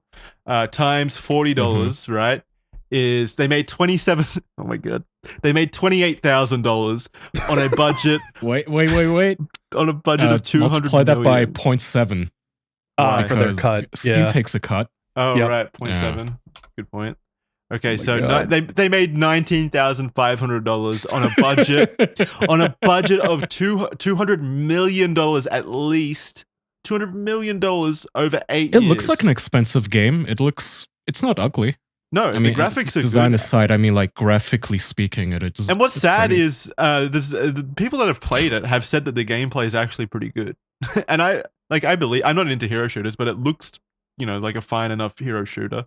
It just looks like Overwatch to me. I can't tell the difference. Yeah, the production it looks so generic. Like it doesn't look bad in a technical way, but it looks so generic. Yeah. Well, yeah, it's a hero shooter. Why would you play this? Why would I buy this instead of just playing Overwatch? Well, for the really smooth gunplay, from what I've heard, the gunplay is like extremely good. It's from like veterans of like Battlefield and Call of Duty and Halo and Destiny.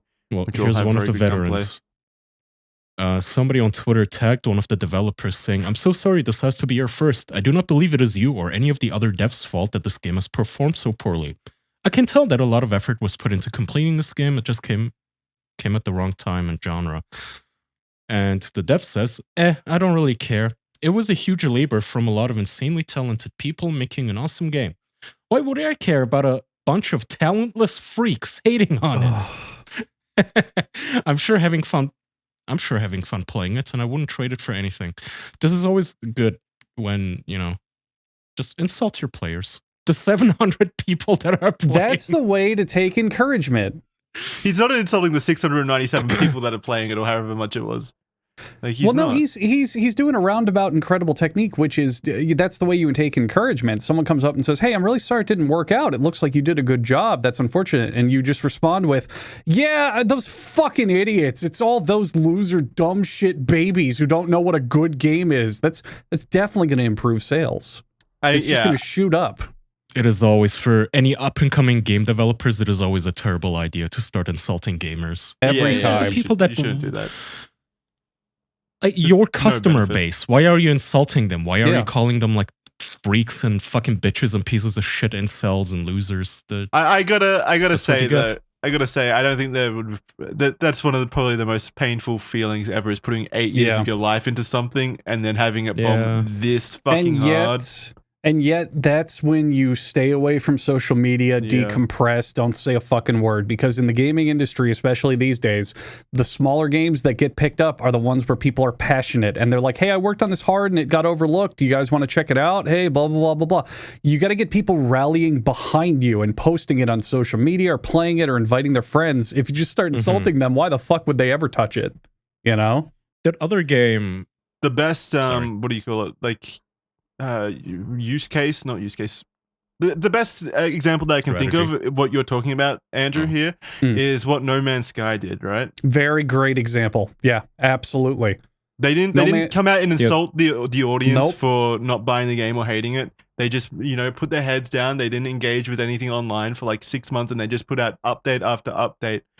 Free updates to the game to make it as good as possible. And that is the right. Absolutely. I don't think the appetite is here for this game, though, in general, for that strategy to it is even very work. Stale. Yeah, and this contrasts with plus it would require Sony putting a lot more money into it, which I don't think they would, just to add that. No, game journals are very mad, by the way. To give you a contrast, No Man's Sky, as of right now, has 10,000 players. Right this second. 10,000 players, and that was a disastrous bomb of a launch. Also under Sony, wasn't it? Well, they paid for the marketing rights or whatever. Like they semi-funded it. They didn't own it. Either way, another big important point is their player base has only grown over the last year. So they dipped down to about 5,000 players a month, but now they're sitting at every so often they get 18, 19,000 players each month because they're doing exactly what you're saying. They're shutting the fuck up, fixing the product, making it palatable, and then saying, "Hey, look, we didn't work this time on launch, but now we got all this. Do you want to play it now? No? Well, we'll keep doing it." Because they saw the demand. People are comparing it to this initially Wukong game, by the way. Yeah. I see that. I've seen that. The Wukong game that came out and immediately sold like 15 million copies. Wukong, to be fair, is like the 9th highest selling Steam game of all time or something, because China is pushing that shit hard. Yeah, that game is the power of China. That game is an insurmountable success thanks to all of China rallying behind it. Why couldn't China rally behind Concord, damn it? That's why it failed. China didn't want it. Fuck. Well, yeah. After Wukong, China. I absolutely see why like celebrities pander to the Chinese audience now in movies. Because holy shit, 15 million copies in this short amount of time. Just because it appealed to China. And the Chinese refused to pander to the West, by the way, because you had a lot of game journal outlets saying, "Hey, this isn't diverse enough. Your game about fucking a monkey isn't diverse enough. You need to put fat, ugly people in it. And the Chinese apparently said no. And game journals wrote article after article up to the release of the game saying this is going to flop, Wukong is going to suck, worst game ever made, shitty game. And then it became one of the most successful games on Steam ever. Well, yeah, made. because Ever China sold, ever. Like Andrew said, like top 10. Steve from China isn't reading Kotaku. They don't care. So China rallying behind it definitely helped a lot and makes a lot of sense based on the context. I mean, Wukong, there you go. But something I just don't get it. Why do CEOs never realize this? And you can see it time and time again in the indie game market. People want smaller passion projects. They want teams that give a fuck and have an idea instead of fucking boardroom check marks. It's a fun game. Make I want to be a monkey. Fun, I want to exactly. be a monkey. I want to be a monkey and hit things with my stick. That's it. You don't want to be a fat fucking guy that even fat people say, I hate this character, please don't represent me? Are you sure, Kaya? No. Well, again, I do not want to be Star-Lord. I'm gonna play the middle ground here. Again, people who have played this game have said that it is genuinely fun. Like there are fun aspects to it, and it's still bombed. On the outset, it's not appealing. You know, with Marvel rivals, you get, oh, fuck, I'm Spider-Man. Oh, fuck, I'm Doctor Doom. That's cool. With Overwatch, you get, oh, hot ladies. Oh, I've seen that porn. Oh, this guy's a cowboy. That's cool. And it's got like an aesthetic. This game, yeah, fidelity-wise, it looks fine, but all the characters are ugly. The environments are uninspired. I'm looking at it, and I'm like, where am I right now? I can't tell what the fuck I'm looking at. You may have just discovered what's wrong with it. None of the characters are fuckable. You can't make porn of this guy. You know, you joke, and yet I truly think that hurt the game because that helps Overwatch so goddamn much. I don't think it's that much of a joke, honestly. That's what I actually hate about all this culture war shit whenever it comes down to that character's ugly and stuff. All I'm thinking about is the dude on the other end making this argument just literally just wants porn. And I hate it. I hate that kind of Kuma mentality infesting. It's so toxic on both sides of the argument. It's so annoying. I think there's points to it though, because if you make porn of a character, it means they're aesthetically pleasing. You know, it means they qualify in that realm of you like it for the physical design. You know? I'm fine with there being hot characters. I think that's awesome. But I also just don't care that much if a character is like I see people taking pictures of the chick from Star Wars Outlaw and she's got a slightly different chin or whatever that's not inherently fuckable, and they start, raging. Well, the hottest part of the woman is the chin, so I take that personally. You're right. It's just like, how does this matter that much? Where you won't buy this game? It could be perfect in all other directions, but because this woman isn't immediately like waifu level to you, like fuckable, that's where you draw the line, and you're done. And now you fucking spend all day on Twitter ranting about it. Like I don't understand how that is so.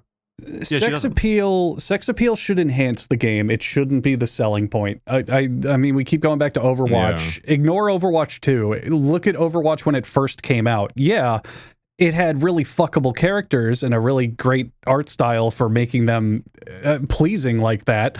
But at the same time, people really, really liked the game. It just added to it. It was, oh, I can play this by day and jack off to it by night. That helped establish a player base. But it shouldn't be this binary toggle where it's either, oh, everyone in this game is fuck ugly, I hate it, nor, oh, the game only matters because they're hot. It should be in the middle. There's an argument in chat, stupid argument. It's not Kuma Brain to want to look at something pretty and nice looking. Yeah, obviously. But the people that are arguing online are Kuma Brain. I see endless amounts of tweets from people arguing about this, and they like send in pictures of the characters with their tits out instead. Like, this is how I would have designed it. And it's literally just a naked woman that's like been waifu'd, like gone through a waifu generator. I agree with both of all of you, really. It is not Kuma Brain to just want to look at pretty things and to see beauty. But if your game, if you make it a point, like you go out of your way aggressively and spitefully, all of my characters are going to be ugly and fat, Well, I don't want to play your game, really. I see. I'm with Kaya. Like, I will look at a hot woman in a game and be like, yeah, that's hot, sexy, fuck yeah. But at the same time, if I'm playing, let's say, a big jack dude with a machine gun, I want to feel that power fantasy of, oh my god, this guy's kicking so much ass. I feel so fucking cool right now. I don't want to pick up the game and go, all right, who do I play? Heroin addict Duke Nukem, really fat guy, and there's nothing else to this character. This lady who wears glasses that don't make sense. Like, it sucks. How does it matter that much, though? Like, you guys made the argument just a second. Oh, come on. It doesn't matter that let me much. finish my argument. It's not... Let me finish my argument. Okay. You guys a second ago made the point that you only care about playing games as long as the game is, fun to play, good to play. I didn't say that. Game. I said that's the majority selling feature. I said that the porn enhances it. But Kaya said that. I just wouldn't care. I think about my favorite games, and I genuinely don't care that much about the appearances of the Jackson, characters. I also don't care. It's not. I don't play Worms Armageddon because I think the worms are sexy. But I do care about your attitude. Jackson, I'm also going to hit you with a real hard counterpoint. If everyone was like you, the skins market would not exist. You are in the minority on this, 110,000%. People care immensely what the characters they play in the game look like, especially on the other market that we can't capture, which is women. Think about all the games that are targeted more for a female audience, where a big part of the gameplay is dress up, design, customize. There's tons and tons and tons of people and markets out there that want that feeling of my character looks cool or hot, and that's a big thing to them. I'm not saying that people don't want that. Obviously, they do. I'm just saying I don't see why people are so outraged that games include, like less than fuckable characters. Like every character has to be fuckable. No, it's not less than fuckable. That's fine. It is when you go out of your way and you aggressively market it as, we have ugly characters. Everyone here is ugly and unfuckable. Yeah, and if you don't like it, you're a bad person. Oh, why do you care so much? It's like the whole, what do you mean, why do I care so much? You've developed an entire career out of making characters in video games ugly. Yeah. You're the one that cares, clearly. Yeah, like I said, it's on both sides. It's on both sides to me. Someone in our chat brought up a really great point of a series I care about a lot, the Yakuza series. There really aren't waifus in that game at all. There are female characters, but they're not really. Who's a waifu in Yakuza? Fuck, I'll give you a hint. I can't seven remember main the characters names of that game are all jacked men. Yeah, but there's also like always a romance plot in the game, and there's there's literally there's not actually. You haven't played most of them. Wait, you go you go into the FAP station. There's constantly like chicks in bikinis and stuff that are there for right, but it's not the focus. The focus of Yakuza is crime dramas starring buff shirtless men. Yeah. And at the same time, I played that game, and part of what I like about playing those games is I am Kiryu. I am a jacked fucking criminal beating up thugs. If Kiryu was a stupid, fat, dopey idiot rolling around, I wouldn't want to play it as much. You know, it wouldn't hit the same. Yeah, no, I agree. I agree with that. Yeah, that's the same idea. You don't need characters to be sexy, but you need them to be appealing. That's a big part of it. It's a very big part of it. But I would seriously have a problem, or I would be annoyed at people if they were literally like, I'm not playing this because Kiryu doesn't give me a boner. Like, it's so reductive to video games and the art form. And that's what people do online at the moment. I've seen it constantly. There's parts of the other side of the tracks where they go too hard. That I totally agree with you. There are some people who just want to come to every game they ever play, and that's bad. I totally agree with you on that. Speaking of reductive arguments, Jackson went so anti-porn, he forgot why people like hot people. Like... No, that solves it. We're done. Wrap it up, boys. You can't get more reductive than that.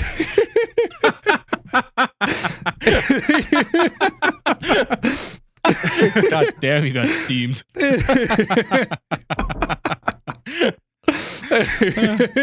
That was good. Hey, Jackson, you know what I find sexy? And I'm only bringing this up because I don't want messages for the next coming month from people.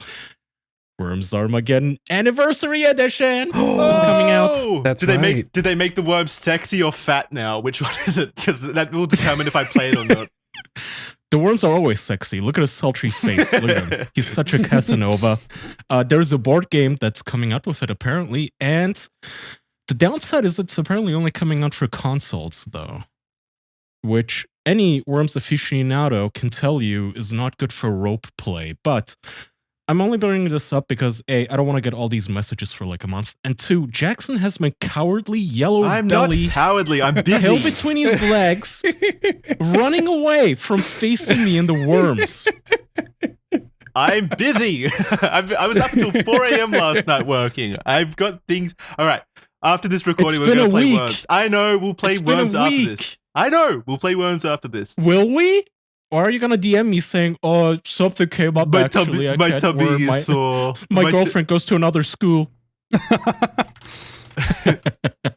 The Worms characters don't make me want to jerk off. I don't want to play. If you make your characters as sexy as possible for me, I'll play. Let's put it that way. Well, you can customize them in the modern games, but not in Armageddon, which is Damn. the best version of the game. So Can you actually add tits to the Worms? Can you add tits? I don't think you. I don't know. Wow, You they're can give them missing. outfits, helmets. Like in Worms WMD, you can give them helmets and like hats. Yeah. But not tits. Sorry. Game night is coming soon. We're Darn. working on it. It'll come probably sometime next month. We're just gonna like bank a few episodes first. Worms Armageddon will be one of those things.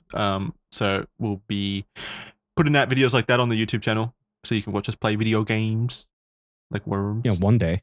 Yeah. By the way, do I still have... Yep. One of the things that really hurt me yesterday, Worm.net, so if you don't know, Worms Armageddon, the online section of Worms Armageddon is called WormNet, because it's so old, get it? Haha, internet, WormNet. I get it. Mm. You can buy the WormNet domain, and it used to be $5,000, or 4. And I've told you guys about this before, I think, and I thought, oh man, that's too much, but too much for the sake of a joke, but also I could have worm.net as my email domain, like kai@worm.net. That would be so cool to use How on, much like, is it? DMV forms and shit. How much is it? It was $4,000. Now it is £15,000, which is About $15,000, give or take. Pretty close. $20,000 in 20, US. okay. I want to. You should I have could jumped have on had it. this domain. Read the next one on that list. Well, yeah, worms.com is 1.1 million pounds, it and then is. there's worms.net. Worms.ai is going for almost, I assume this is like $200,000. Jesus. Yeah. Fuck me. Yeah. I should have Jesus. invested into this domain. God damn it. I feel so butthurt. In the modern That's my era, Worms update. in the modern era where you really don't have to end URLs, where you don't have to end them with anything, why pay for a .com that's so expensive? Like every website these days is like a .tv, .gg. It doesn't Well, you matter. need to. You need to if Because you're selling boomers don't get worms. it. Yeah, you Fuck, need you're to. right. People are old. God damn it. But I think you can over get the away phone, with doing worm.me. I like that one. Worm me. Oh. Could you do worm.worm? Ooh, Kaya wait, at worm.worm I saw one. sounds pretty good. I saw one for you. You could do Oh. Dang it. worm.pro. That's actually Ooh. great. Holy Wait, shit. how much is that one? That's also $4,000. Jesus That is so Christ. expensive. Oh, I wanted man. WormNet. Do worm.penis. Worm penis? Like Wait. you got a wormy penis? Do they allow that? I think there are adults. Where is it? Oh. Adult. Worm.cam? Worm.porn? Worm.xxx. Fuck yeah. Well, get worm.porn for £75 a year. That's, No, so get cheap. worm.cam for $2. That's it. That's cheap as shit. Yeah, but that's meaningless when you got worm.porn there. Well, no, worm.cam Well, and there's make it a also website where worm.sex. you stream yourself killing people in worms. It'd be perfect. Try to saying worms.gov. Oh, I Gov don't is think my you're allowed favorite. to own a gov. Yeah, you're not allowed to own those, I don't think, unless you yeah. are actually employed by the government religion. Worm.church. Worm.Christmas. You guys are going to bankrupt me. That's so specific. Worm.Christmas is $1 a year. Buy it now. coming this year to a holiday near you. That's fucking awesome. All right, anyway, okay. That was my Worms update. Thank you, everyone. We should do a worm themed Christmas. Yeah, we can wrap. And also, yeah, thank you very much for listening to the official podcast. Ever since Charlie left, it's been great to still see the support is there and people are still showing up. Really do appreciate it. You guys have been awesome. We've been having a lot of fun with these episodes lately. Wouldn't you say, guys? It's been fun. I would. Yeah. I really do appreciate people just giving us support and telling us you don't suck, I guess. Why did Jackson just leave the call? What the fuck? Yeah, that was an accident. My bad. It's good. I don't believe you. I'm still You don't want to be here What a after all. This is fun, right? And immediately leaves. Just immediately dip. Fuck this. That was an accident. Oh, God. Yeah, no, it's been super nice to see the encouraging support, obviously. The best way you can support us is honestly, at this point, telling friends, like-minded people, sharing the episodes, the new episodes to people that you think might like this kind of show. That really does probably help out the most, I would say. Other than that, patreon.com/theofficialpodcast for bonus. Yeah, word of mouth. Bonus content. Tell your friends. Early episodes, early access to episodes. You get the shows about 3 days early on general. On average, Criminally Stupid is about a week early on patreon.com/theofficialpodcast. So if you want to support us that way, that also really, really, really means the world. And you get to listen to the shows live as well. We record at Wednesdays at 8 p.m. EST generally. So, that's a pretty good time now for people to listen in on. So patreon.com/theofficialpodcast if you want to support us that way. And also just check out the sponsors. Those are all just the best ways to help us out, honestly. Everything helps. So we really appreciate it. We're coming into 8 years now, and to keep doing this is obviously, that support means the world when you guys help out that way. So big thank you. Do you guys want to say anything on that note? No, I agree with everything you said. Yeah. No. Thank you. It's a fun show. It's a fun show as it's ever been. Do you think our show would be more popular if we were all very sexy? I know you two have catching up to do, but I'm not worried. We need bigger tits. God damn it. Oh, you mean like that? Oh. Yeah. I think if we were all three hot women and every now and then talked about how much we want to get fucked by single men who play video games, we'd be the most popular podcast on the internet. Damn. We actually would. We could rename it Call Her Daddy. Ooh. And make $200 million. He's joking because that's God, that sounds amazing. For people that don't know, that's an actual show. He's memeing. Is it? He's joking. Yeah. Oh. I am. All right. Thank you. Thank you for listening. Yep. No, too late, Kai. I already said thank you. Signing up to Patreon donates to Jackson's breast enhancement fund, so go ahead and sign up for the Patreon. Make my dream come true. Thank you. That's all he's ever wanted. Guys. It's why he started this fucking show. Bye. Bye-bye. Thank you. Bye.